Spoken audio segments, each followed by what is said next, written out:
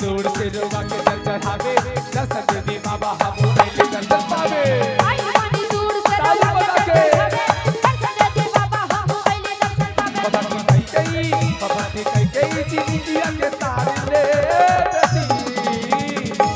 अतानी खोल दी के मर जाए बाबा अरे चलो बम झटक के चलो हो कि तने खोल दी के बढ़िया चल बाहर ले बेटी तने खोल दी के बढ़िया चल बाहर ले बेटी आई वाली दूर से रोवा के जल चढ़ावे दर्शन देवी बाबा हम पहले दर्शन पावे आई पानी दूर से रोवा के जल चढ़ावे दर्शन देवी बाबा हम पहले दर्शन पावे जिंदगिया के तारे ले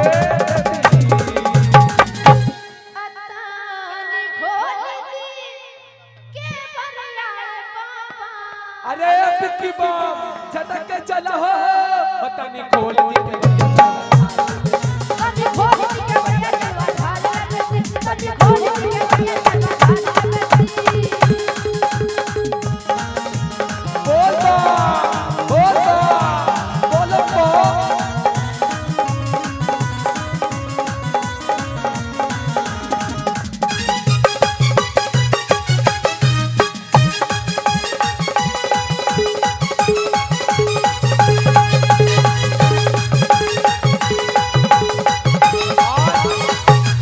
सरधा मनवा में परलवा दुख जाओ लाका साजिद राजाई हो यही आई रोकल बच्चा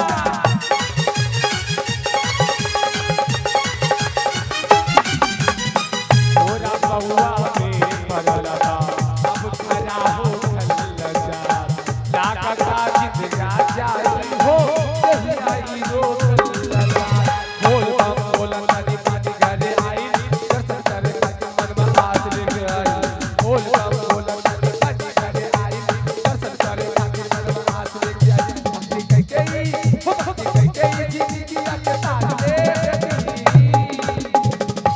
देखिए मिथिलांचल के सबसे सुपरस्टार गौरव ठाकुर जी और कल्पना मंडल जी हम सबके साथ वीडियो कॉल पे बने हैं हम चाहेंगे राज बब्बर जी आप जहाँ भी हैं आप कैमरा मैन को मत छोड़िए है ना हाँ जी होता नी खोल दी के बढ़िया ए बाबा बोले देवघर वाले बाबा की अच्छा एक बार आप लोग बोल बम का जयकार लगाइए बोलिए बोल बम का नारा है सुनिए ना भैया बोल बम का नारा है अब पीछे वाला भैया बोल रहे बैठल का कुर्सी हमारा है कुर्सी आपका ही है भैया लेकिन बोल बम के जयकार लगा दीजिए बोले बोल बम हो तनी खोल दी के बढ़िया चल बाहर तने खोल दी के बढ़िया चल बाहर ले बेटी हो तनी खोल दी के बढ़िया चल बाहर ले बेटी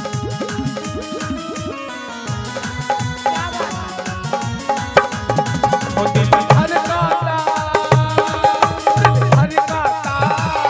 बाबा के प्यार में भोला के प्यार में बाबा के प्यार में भोला के प्यार में मन मस्त भइल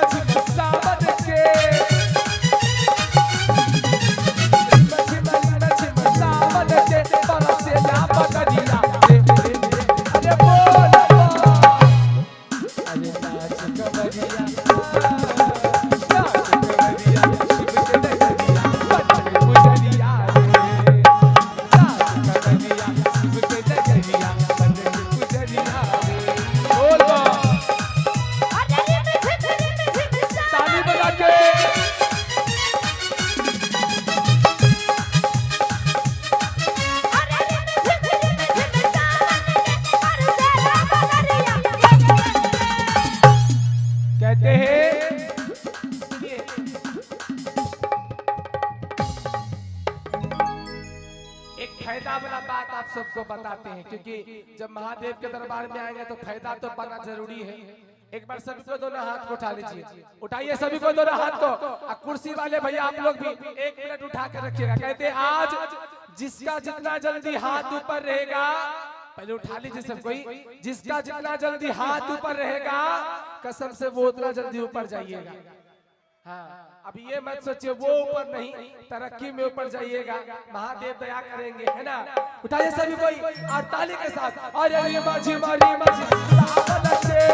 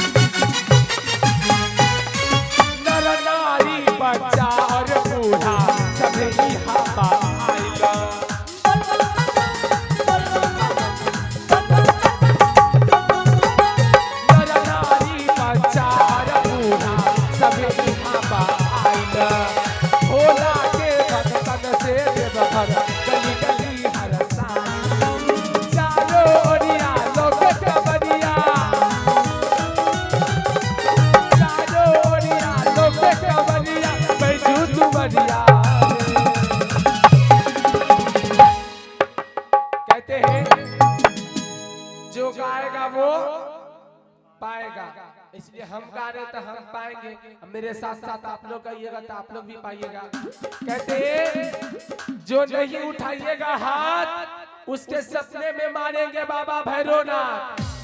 हाँ जी, कि जो नहीं उठाएंगे हाथ उसके सपने में मारेंगे बाबा भैरवनाथ, और जो उठाइएगा दोनों हाथ उसके साथ जाएंगे बाबा भोलेनाथ। इसलिए एक बार सभी के दोनों हाथ को उठा लीजिए, उठाइए, बोलिए बोल बम।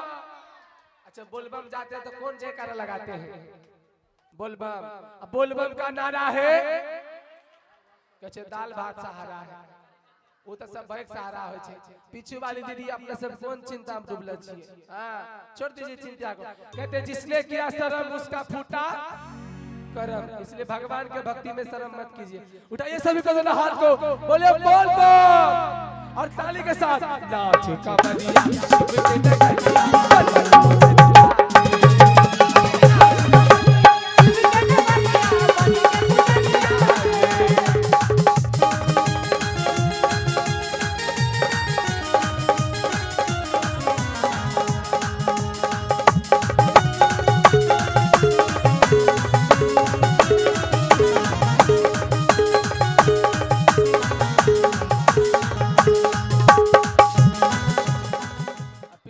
भैया हो गया पंचर बम।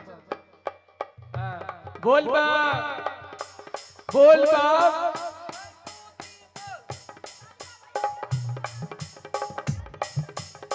राम राम बोल बाबा हो बीरा